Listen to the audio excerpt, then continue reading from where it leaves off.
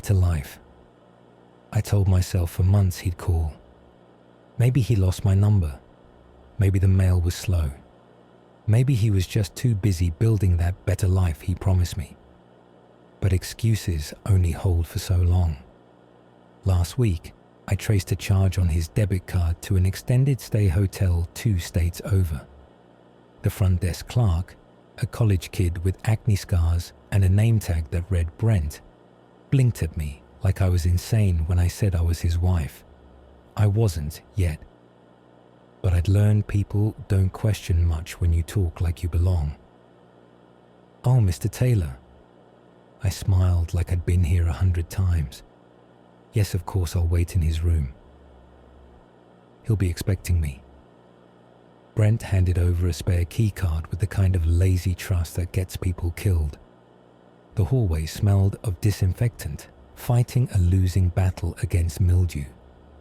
I counted the numbers until I reached his door. Room 217.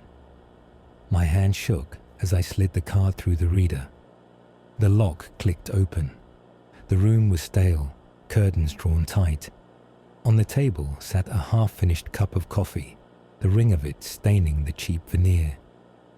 His suitcase was sprawled open on the bed, shirts folded but not packed. It looked like someone had left in a hurry. I searched for signs. A chair lay on its side by the door. Scratches scarred the lock as if someone forced their way in. My stomach dropped. Maybe all my worst suspicions were dreadfully wrong. Maybe he had been taken. I picked up one of his shirts, held it to my face. It still smelled faintly of him. For a moment, relief threatened to undo me.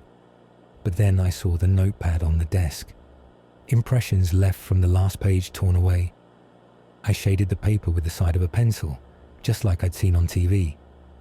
Words emerged. Bleach, rope, knife. The air went cold. I pulled open the dresser drawer. Receipts. Dozens of them, all cash purchases, hardware stores, gas stations, cheap motel. In the trash sat a clipping from the Herald. Local woman missing, police investigating foul play. The overturned chair and scratched lock suddenly didn't look like a struggle. They looked staged. I wanted to run, but something kept me tethered. A photo on the nightstand. It was me, smiling at a picnic 3 summers ago.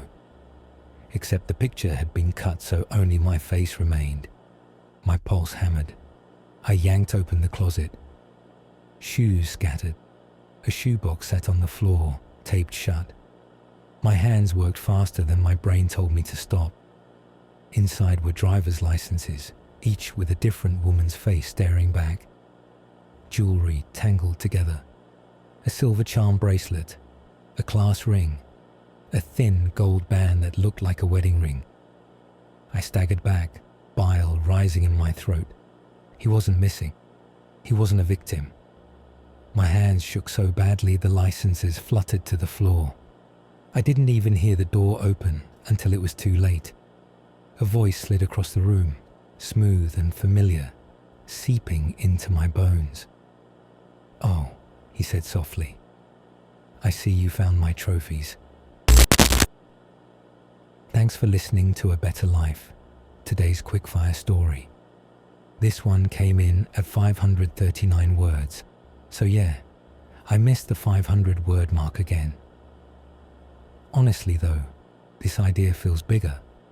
I can see it stretching into a few thousand words, maybe even a full novella down the road.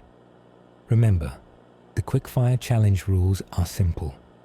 I take a comment seed, I've got a 3-hour window, and I try to shape it into a story under 500 words.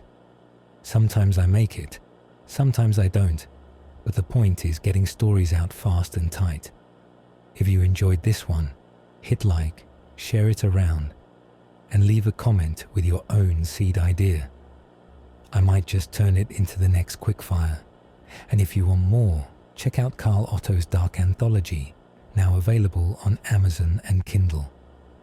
Until next time, thanks for being part of this little experiment.